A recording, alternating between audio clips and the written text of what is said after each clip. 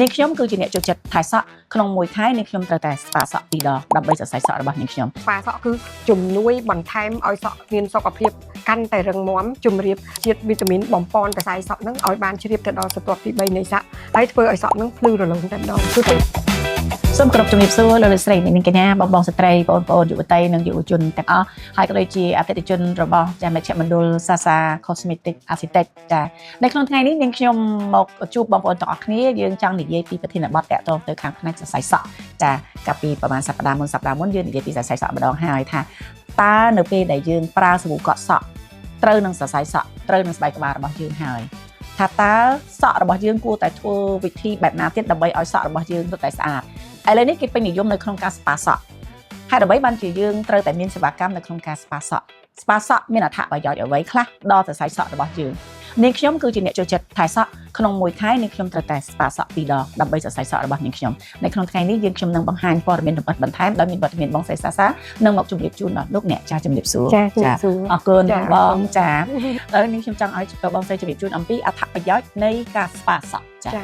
អត្ថប្រយោជន៍នៃការស្ប៉ាសក់សម្រាប់បងប្អូនអតិថិជនយើងទាំងបុរសឬក៏ស្ត្រីក៏អាចស្ប៉ាសក់បានដូចគ្នា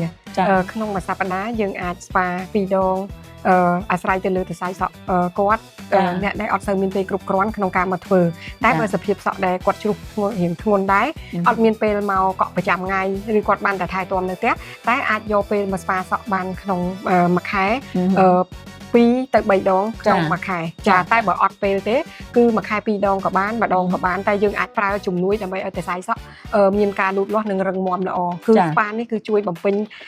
សារជាតិបម្រុងទៅលើឫសកែវនៃសក់ដើម្បីឲ្យមានសុខភាពរឹងមាំហើយសក់យើងគឺភ្លឺរលោងតែម្ដងដូចអ្នកនាងឃើញស្រាប់ថានៅពេលដែលស្ប៉ាហើយសរសៃសក់យើងលើកមកទន់ល្មើយហើយភ្លឺចែងចាំងតែម្ដងចាល្អមែនតើហើយសូម្បីតែនាងខ្ញុំក៏បានអនុវត្តទៅលើការធ្វើខ្លួនឯងក្នុងមួយខែនាងខ្ញុំធ្វើ2ដងដែរចាគឺប្រសិទ្ធភាពនៃការស្ប៉ាជួយបានខ្លាំងមែនតើហើយបងប្អូនអតិថិជននាងខ្ញុំអ្នកខ្លះគឺគាត់មកគាត់ទិញជាកញ្ចប់10ដងមួយខែគាត់មកស្ប៉ា4ដង2ដងអាស្រ័យទៅលើពេលវេលាតែស្ប៉ាសក់មិនតម្រូវថាដាច់ខាតត្រូវតែធ្វើដែលខានមិនបានទេតែអ្វីជាការស្ប៉ាសក់គឺជំនួយបន្ថែមឲ្យសក់មានសុខភាពកាន់តែរឹងមាំជំរាបជាតិវីតាមីនបំពន់សរសៃសក់នឹងឲ្យបានជ្រាបទៅដល់ស្រទាប់ទី3នៃសក់ហើយធ្វើឲ្យសក់នឹងភ្លឺរលោងតែម្ដងគឺពេញចិត្តធ្វើភ្លាមពេញចិត្តភ្លាមហ្មងស្ប៉ាចាចុះប្រភេទនៃការជ្រើសរើសផលិតផលស្ប៉ាសក់តើយើងបែងចែកទៅលើប្រភេទសរសៃសក់ឬមួយក៏តែមួយគឺបែងចែកសម្រាប់សរសៃសក់ជ្រុះចានិងសរសៃសក់ដែលស្អាតស្រាប់គ្រាន់តែស្ប៉ាឲ្យភ្លឺរលោងមានទម្ងន់សក់ចាចែកជា2ប្រភេទចាសក់ជ្រុះនិងសក់ឲ្យភ្លឺរលោងចា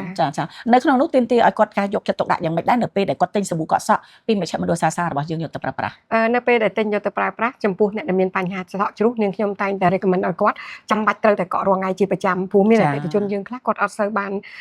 មានពេលកក់ឯងគាត់ជួនកាលទិញយកទៅមួយអាទិត្យគាត់កក់បាន2ដង3ដងអញ្ចឹងប្រសិទ្ធភាពនៃការព្យាបាលសក់ជ្រុះមិនមានប្រសិទ្ធភាពទេអញ្ចឹងអ្វីដែលបាន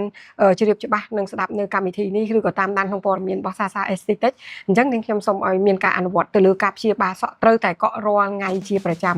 នៅពេលដែលសក់យើងជាហើយមានសុខភាពរឹងមាំហើយអាចកក់ខានបានតែពេលដែលជ្រុះគឺត្រូវតែកក់រាល់ថ្ងៃនេះសម្រាប់តែអ្នកសក់ជ្រុះតែបញ្ហាសក់ជ្រុះចានៅក្នុងការដែលអនុវត្តដោយការប្រើប្រាស់សាប៊ូកក់សក់នឹងក្នុងរយៈពេលប្រហែលសប្តាហ៍តែយើងនឹងអាចឃើញប្រសិទ្ធភាពនិងលទ្ធផលនៃការជ្រុះរបស់គាត់មានការថយចាប់ពីទី2សប្តាហ៍ទៅព្រោះការដែលកក់ហ្នឹងគឺលទ្ធផលភាគច្រើននៅខាង Sasa Aesthetic ធ្វើគឺទី1អតិថិជនមកទទួលការព្យាបាលតែងតែពិនិត្យហើយរាប់យកលទ្ធផលសរសៃសក់ឧទាហរណ៍ថាលើកទី1គាត់មកដល់ពេលដែលយើងកក់រាប់ទៅសក់ឃើញជ្រុះ500សរសៃអញ្ចឹងដល់ពេល2សប្តាហ៍ក្រោយកក់នៅសល់450 400អីចឹងគឺបានន័យថាជ្រុះពីច្រើនមកតិចរហូតដល់កក់រាប់ទៅមិន